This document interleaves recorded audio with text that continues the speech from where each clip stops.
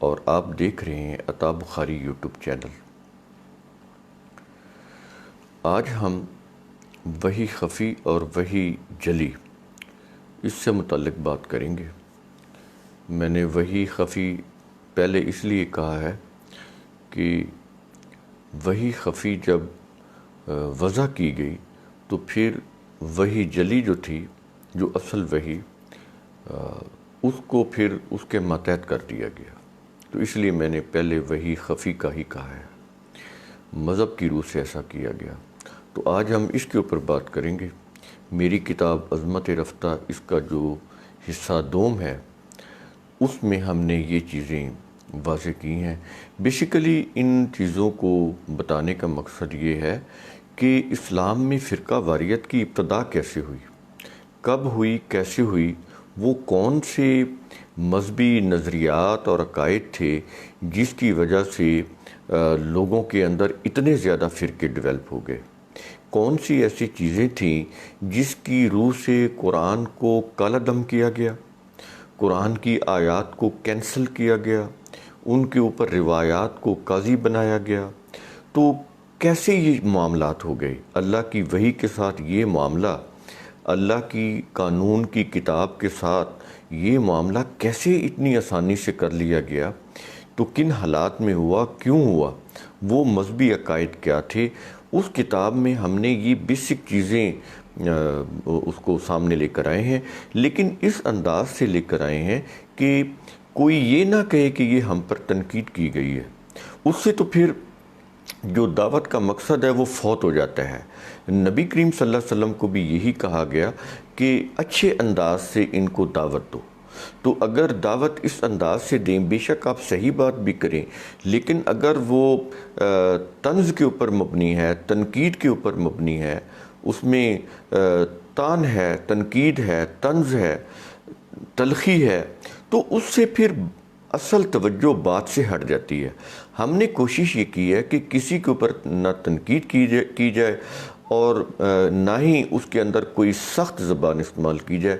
بڑے ہی ماڈریٹ انداز سے، بڑے ہی پولائٹلی ہم نے ان چیزوں کو اکیڈیمکلی وہاں پر بیان کیا ہے، تاکہ اس کو کوئی بھی مسلک کا آدمی پڑھے، اس کو یہ فیل نہ ہو کہ یہ کسی کے خلاف ہے۔ بالکل کسی کے خلاف نہیں ہے، یہ خالص ایک ریسرچ ہے جو صرف آپ کو یہ بتائے گی کہ کتاب اللہ کے مقابلے میں اتنے زیادہ جو چیزیں کھڑی کی گئیں اور اسٹیبلش کی گئیں، یہ کیسے ہوئیں۔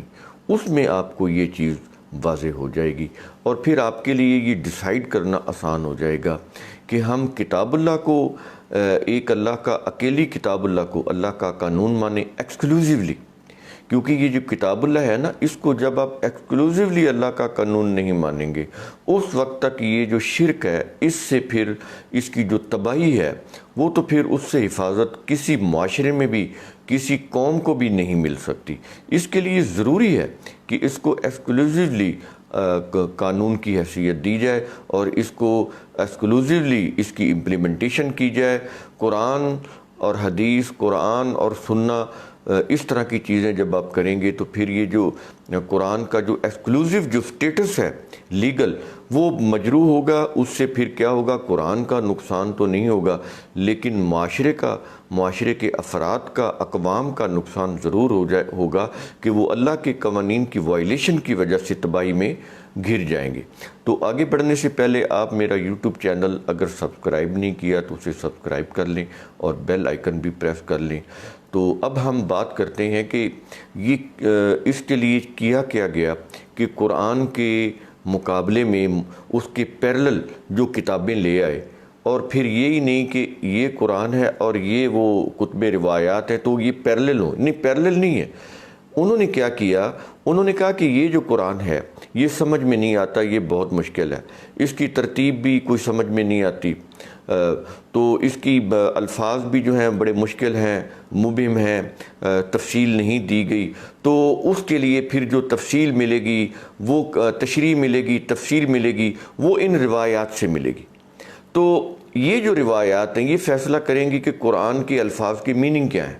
حالانکہ اللہ تعالیٰ نے واضح طور پر کہا ہے اپنی کتاب کے اندر کہ یہ جو کتاب ہے عربی و مبین کے اندر ہے، تو لعلکم تعقلون، تاکہ تم عقل سے کام لو، ٹھیک ہے نا، قرآن عربی لعلکم تعقلون، تو بات تو واضح ہو گئی۔ اس کے لیے تو کسی روایت کی، کتب روایت کی ضرورت ہی نہیں تھی، اور وہ تو اس کے لیے واضح طور پر کہہ رہا ہے کہ ہم نے وَلَقَدْ يَسَّرْنَا الْقُرْآنَ لِلذِّكْرِ فَهَلْ مِن مُدَّكِرٍ، ہم نے اس کو آسان بنایا، کوئی ہے جو اس کو سمجھنے والا؟ یہ کتاب آسان ہے، وہ کہتے ہیں مشکل ہے، روایات کے بغیر سمجھ نہیں آتی۔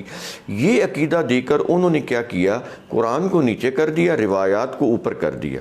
اب جو روایات ہیں وہ قرآن کی قاضی بن گئیں، جو روایات کہیں گے قرآن کے وہ میننگ ہوں گے، جو عربی مبین کہے گی وہ نہیں۔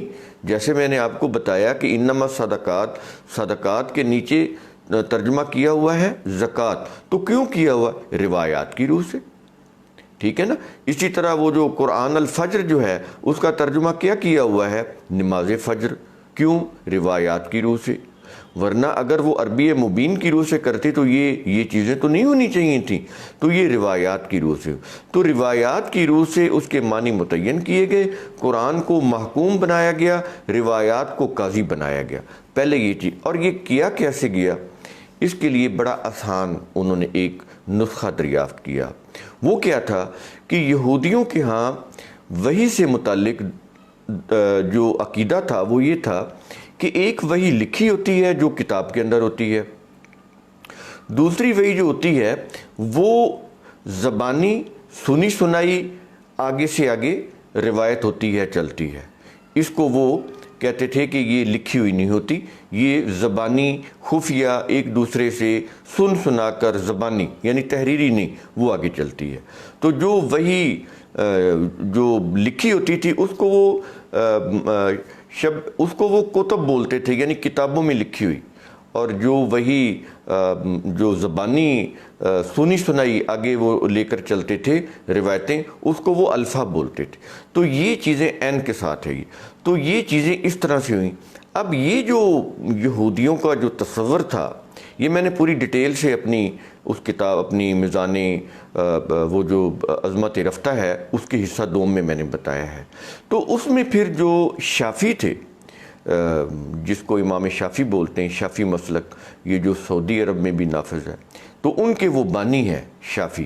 تو یہ بیسیکلی تو یہ جو غزہ کا علاقہ ہے، فلسطین کا، یہ جو غزہ پٹی ہے جو اب اسرائیل نے قبضہ کیا ہوا ہے، تو یہ بیسیکلی وہاں ان کی پیدائش ہوئی تھی، وہاں کے رہنے والے تھے، لیکن ان کی مصر میں ڈیتھ ہوئی۔ تو یہ ہارون الرشید کے دور کے اندر ان کو بڑا عروج حاصل تھا، اور بغداد میں فقہ شافعی جو تھی یا شافعی مسلک جو تھا اس کو بڑا عروج حاصل تھا ہارون الرشید کے تھرو۔ اس وقت ہارون الرشید خلیفہ تھے بغداد میں، تو شافعی جو تھے یہ مصر سے، شام سے، فلسطین سے، موسٹلی یہ بغداد میں آتے تھے۔ وہاں پر جو خلیفہ کی جو دربار تھی، وہاں پر جو علماء اور مشائخ کی جو بحث مباحثے ہوتے تھے تو ان میں وہ شریک ہوتے تھے، کیونکہ یہ ایک بڑا علمی مرکز بنا ہوا تھا بغداد۔ تو بیسیکلی تو انہوں نے اس طرح سے کیا ہوا تھا کہ ہر مذہب، ہر فرقے کے علماء کو اپنے دربار کے اندر بڑا مکرمین میں شامل کیا ہوا تھا۔ وہ پھر ان کی مرضی کے اور ان کے مزاج کے مطابق، ان کے مسالک کے مطابق مختلف قسم کی وہ پھر علمی بحثیں چھیڑتے تھے۔ اس میں روایات ہوتی تھیں، فقہ ہوتی تھیں، علم الکلام ہوتا تھا، اس طرح کی وہ پھر بحثیں وہ چھیڑتے تھے مذہبی، اور پھر وہ مزے سے وہ پھر ان کے جو تھے دن وہ اس طرح گزرتے تھے مذہبی بحث اور مباحثہ میں۔ اسی میں پھر یہ وہ آگے بڑھے ہیں تو انہوں نے پھر کتابیں لکھ دیں، عقائد کی شرح لکھ دیں، روایات لکھ دیں، روایات کے اصول لکھ دیے، فقہ کے اصول مرتب کر دیے، فقہ بنا دیں۔ تو یہ اس طرح سے یہ پھر شریعتیں بنی۔ تو اس وقت جب شافعی موجود تھے، انہوں نے کیا کیا کہ یہودیوں کا جو میں نے ابھی آپ کو بتایا جو عقیدہ تھا وحی سے متعلق، انہوں نے اسی کو کاپی کیا، تو اس کا نام اور رکھ دیا۔ کیا رکھا؟ وحی خفی، وحی جلی اور وحی خفی۔ تو جلی تو وہ ہوگی نا جو روشنائی سے لکھی ہوتی ہے کتاب کے اندر، یعنی قرآن، اور خفی وہ ہوگی جو خفیہ خفیہ ایک دوسرے سے سن سنا کر آگے چلتی ہے، وہ لکھی ہوئی نہیں ہوتی تھی۔ نبی کریم صلی اللہ علیہ وسلم کی وفات کے 250 سال تک روایات لکھی ہوئی نہیں تھی۔ یہ جتنی بھی سیاستہ اور دوسری جو تاریخ کی کتابیں ہیں نا، یہ ساری کی ساری یہ زبانی سنی سنائی ہیں، زبانی طور پر سن سنا کر آگے یہ نقل ہوئیں، بعد میں پھر یہ کتابیں ان کی مرتب کی گئیں۔ تو پہلے یہ لکھی ہوئی نہیں تھی، اس کو وہ بولتے تھے وحی خفی، یعنی خفیہ خفیہ اس کو وہ بولتے تھے کہ خفیہ خفیہ یہ آگے ایک دوسرے سے روایت کی جاتی تھی۔ تو شافعی جو تھے انہوں نے وہاں سے وہ آئیڈیا لیا، ایک تو یہودیوں سے آئیڈیا لیا، دوسرا یہ تھا شافعی سے پہلے جو اہل تشیع تھے انہوں نے یہ جو وحی کا کانسیپٹ تھا وہ اپنا چکے تھے۔ انہوں نے اس کو کس طرح سے اپنایا؟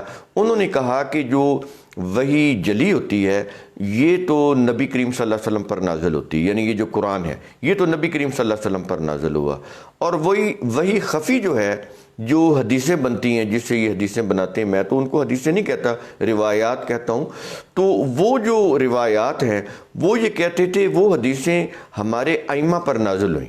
جو اہل تشیعوں کے جو امام تھے وہ کہتے تھے کہ جو وحی خفی کی جو حدیثیں ہیں یعنی روایتیں وہ ان کے ائمہ پر نازل ہوتی تھیں۔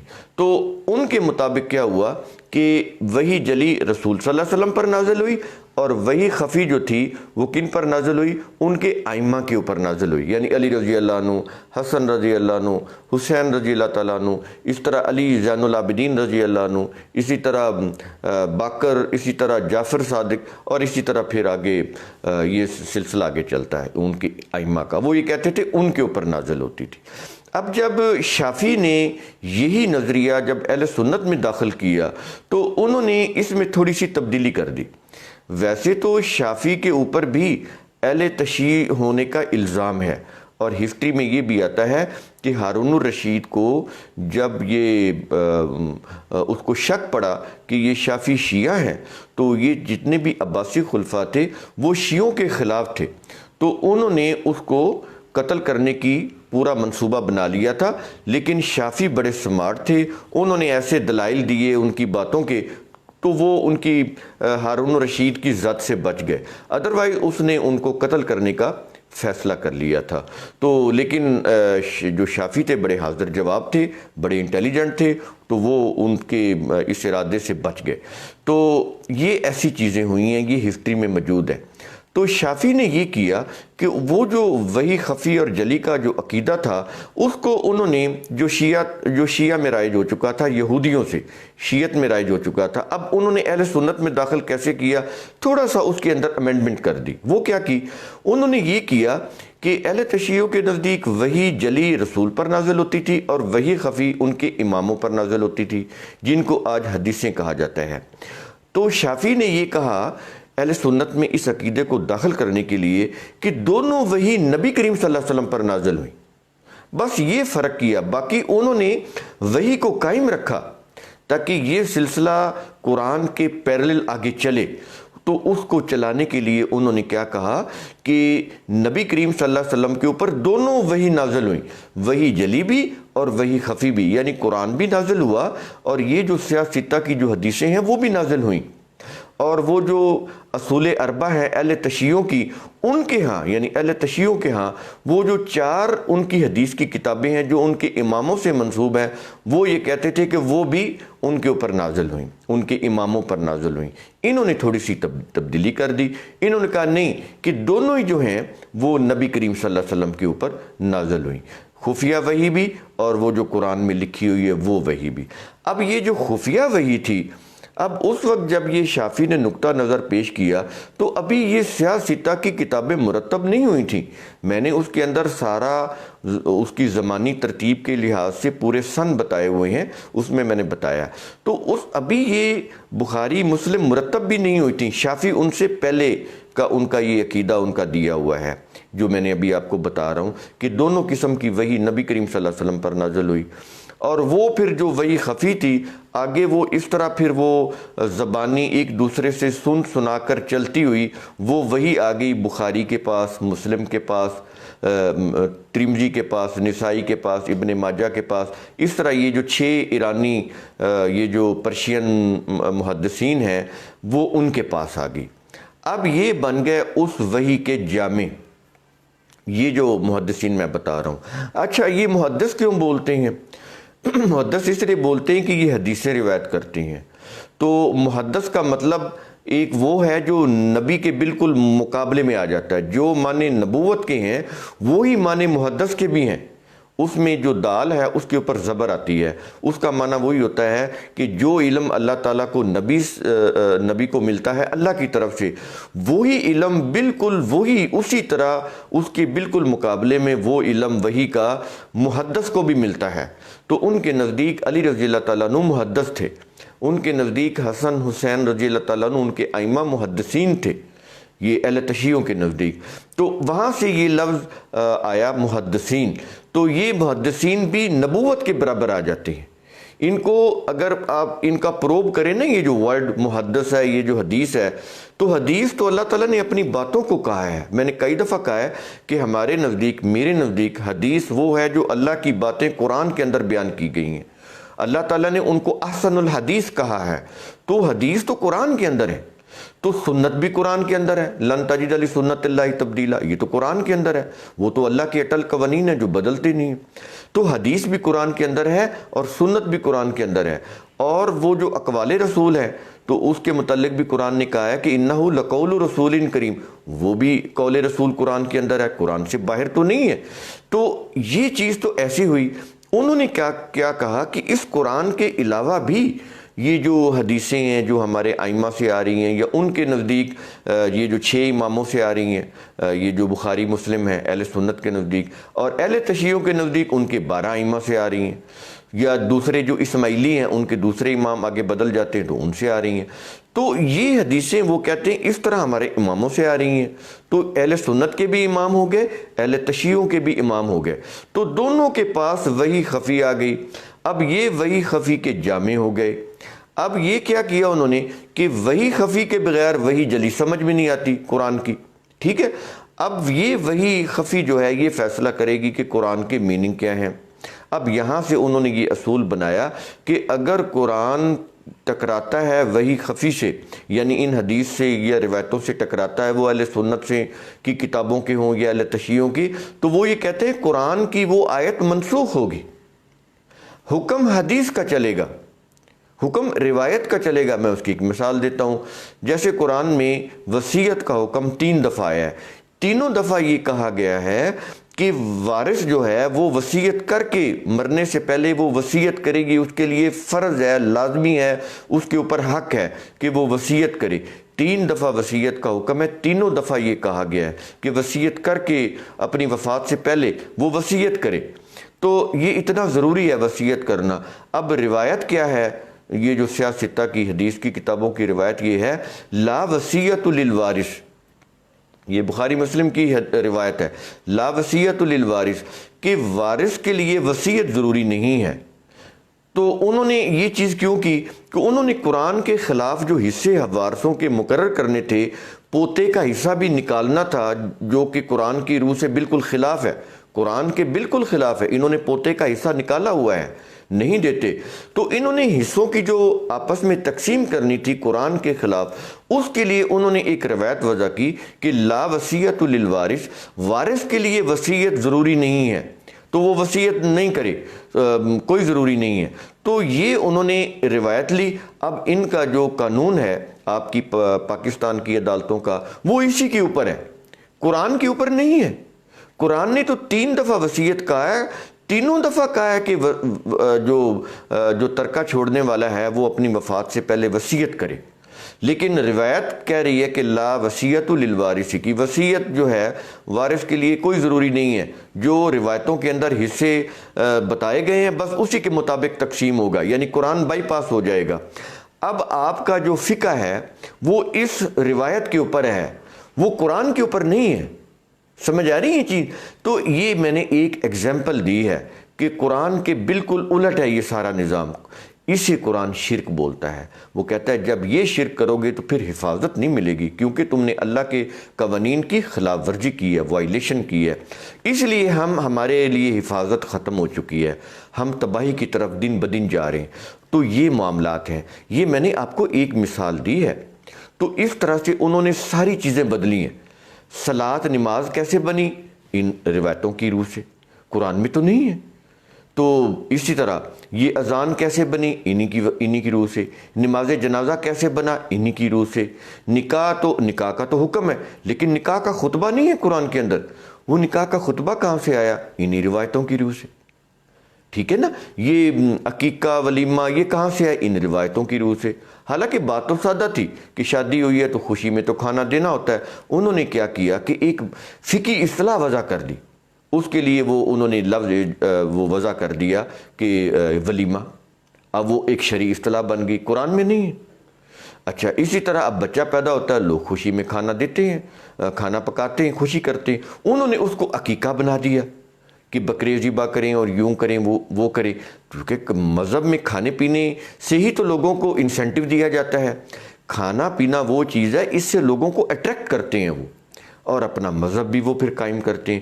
تو انہوں نے اس کو ایک جو عام دعوت تھی خوشی کی، جب بچہ پیدا ہوتا ہے تو لوگ خوشی کرتے ہیں، کھانا بھی کھلاتے ہیں، اس کو انہوں نے عقیقہ کا نام دے دیا۔ اب قرآن میں تو نہیں ہے۔ تو یہ چیزیں اس طرح انہوں نے ان چیزوں کو فقہی اصطلاحیں بنا دیا، ان کے لیے فقہی الفاظ جو ہیں وہ انہوں نے مرتب کر لیے، وضع کر لیے۔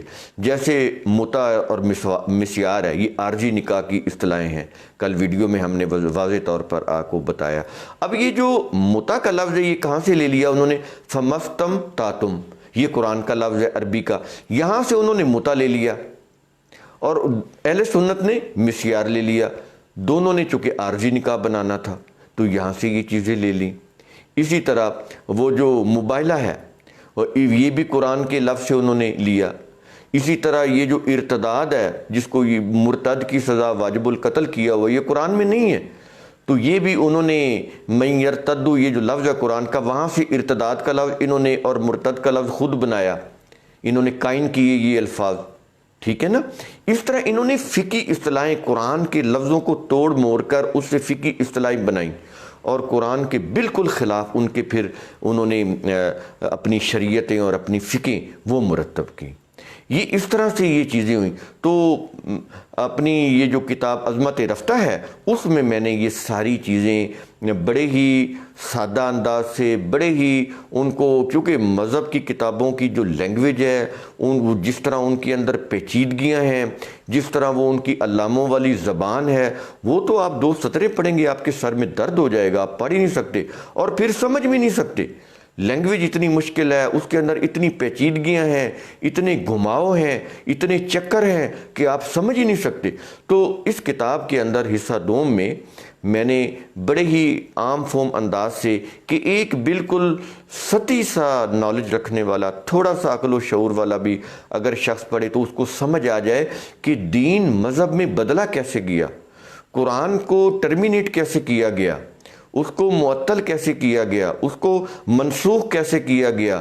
تو یہ ساری چیزیں ہم نے اس کے اندر بتائی ہیں۔ جب یہ کانسیپٹ کلیئر ہو جائے گا نا آپ کا، تو پھر آپ کو قرآن کی حقانیت اور قرآن کا جو لیگل اسٹیٹس ہے ایکسکلوزیو، وہ سمجھ آئے گا۔ جب سمجھ آ جائے گا تو پھر آپ اکیلے قرآن کے اوپر عمل کرنے کے لیے ذہنی طور پر تیار ہو جائیں گے، سوچنے سمجھنے کے لیے تیار ہو جائیں گے، آپ کے پاس صحیح علم آ جائے گا۔ دیکھیں، نالج از پاور۔ جب تک نالج ہی نہیں ہے، جب تک کلیئرٹی نہیں ہے، کانسیپٹ ہی کلیئر نہیں ہے، تو بات کیسے واضح ہوگی؟ تو یہ ساری چیزیں ہم نے اس کے اندر یہ واضح کی ہوئی ہیں۔ جب آپ اس کو سٹڈی کریں گے تو یہ ساری چیزیں آپ کے اوپر واضح ہو جائیں گی، اور اس کا ایک ہی مقصد ہے اس بک لکھنے کا کہ لوگ اپنے فرقوں، اپنے مسالک ان کو ریویو کریں۔ میں یہ نہیں کہہ رہا آپ چھوڑ دیں، میرے کہنے کا مقصد چھوڑیں تو علی وجہ البصیرت چھوڑیں، بائی انٹلیکٹ، یہ سمجھ کے چھوڑیں کہ یہ قرآن کے خلاف ہے۔ ابھی تو یہ چیز سمجھ میں نہیں آئے گی، جب سمجھ میں آئے گی، جب آپ اس کو کلیئر کر لیں گے کہ یہ واقعی قرآن کے خلاف ہے، تو پھر تو آپ کا عقل، فکر آپ کو یہ بتائے گی کہ ان کو چھوڑنا ہی بہتر ہے۔ تو یہ چیزیں ہم نے اس کے اندر بڑے ہی پازیٹیولی بڑے ہی کنسٹرکٹیو انداز سے، بڑے ہی پولائٹلی، بڑے ہی یوں کہہ لیں ان بائس ہو کے، کہیں کسی جگہ پر میں نے پوری کوشش کی ہے کہ باعث نہ ہو جائے چیز، جانبدار کوئی ایسی چیز نہ ہو جائے، پارشلی کوئی چیزیں نہ ہو جائیں، پوری کوشش کی ہے امپارشلی ان بائس ہو کر، بالکل غیر جانبدار ہو کر چیزیں پیش کی جائیں اور پولائٹلی کی جائیں، تاکہ کوئی فیوریس نہ ہو جائے، کسی کے کوئی جذبات مجروح نہ ہو جائیں، کیونکہ مذہب کا تعلق عقل و فکر سے نہیں ہوتا، کس سے ہوتا ہے؟ جذبات سے ہوتا ہے۔ دین کا تعلق، قرآن کا تعلق ریالٹی سے ہوتا ہے، عقل و فکر سے ہوتا ہے، تو اس میں پھر انسان طیش میں نہیں آتا، اس میں انسان عقل و فکر کی روح سے سوچتا ہے اور عقل و فکر کی روح سے بات کرتا ہے اور ریشنل ڈیسیژن میکنگ کرتا ہے۔ تو یہ کتاب آپ کو سوچنے سمجھنے کی طرف لائے گی، تھنکنگ کا جو سائنٹیفک پروسیس ہے، اور پھر آپ کو اس لیول کے اوپر لائے گی کہ آپ ریشنلی چیزوں کو دیکھیں، ریشنلی ڈیسیژن کریں۔ تو یہ چیزیں ہیں اس کے اندر۔ امید ہے اس ویڈیو میں آپ نے سمجھ لیا ہوگا کہ یہ وحی خفی اور وحی جلی اور کس طرح سے آگے یہ ساری چیزیں بنائی گئیں، اور کس طرح دین اور کتاب اللہ کے معنی بدل کر دین کا پورا نظام جو ہے انہوں نے الٹا دیا۔ یہ تھیں وہ چیزیں، بیسک ایلیمنٹس جو آج ہم نے یہاں پر وحی خفی اور جلی کے بتائے، اور اسی طرح ہم نے پچھلے ویڈیو میں آپ کو بتایا تھا کہ یہ جو قرآن کی یہ جو 7 قرأتیں، قرأت 7 یہ جو بخاری میں سب سے پہلے آئیں، تو اس کا کیا مطلب تھا۔ یہ 2 چیزیں اگر آپ سمجھ لیں تو بات آپ کے اوپر کلیئر ہو جائے گی۔ تو امید ہے آپ کا یہ جو تھنکنگ پروسیس ہے، ان چیزوں کے اوپر آپ پورا فوکس کریں گے اس کی اپنے تھنکنگ پروسیس کی روح سے۔ میں یہ نہیں کہہ رہا کہ کسی عقیدت کی روح سے یا جذبات میں آ کر بات کو مانے، نہیں، سوچ کر سمجھ کر، اگر نہیں سمجھ میں آتی تو چھوڑ دیں۔ یہ ضروری نہیں ہے کہ میں جو کہہ رہا ہوں وہ صحیح ہو یا آپ کو صحیح محسوس ہو، کوئی ضروری نہیں ہے۔ ہمارا مقصد ایک غیر جانبدار ریسرچ آپ کے سامنے رکھنی ہے۔ فیصلہ آپ نے کرنا ہے، فیصلہ ہم نے نہیں کرنا۔ یہ تو مفتیوں والا سٹائل ہو جائے گا کہ ہم کہیں نہیں جی ہم صحیح کہہ رہے ہیں، ہماری بات مانیں، بالکل نہیں۔ غور و فکر کرنے کی ہم دعوت دے رہے ہیں، تو صرف آپ کو غور و فکر کی ہی دعوت ہے، ڈیسیژن آپ کا اپنا ہوگا۔ شکریہ۔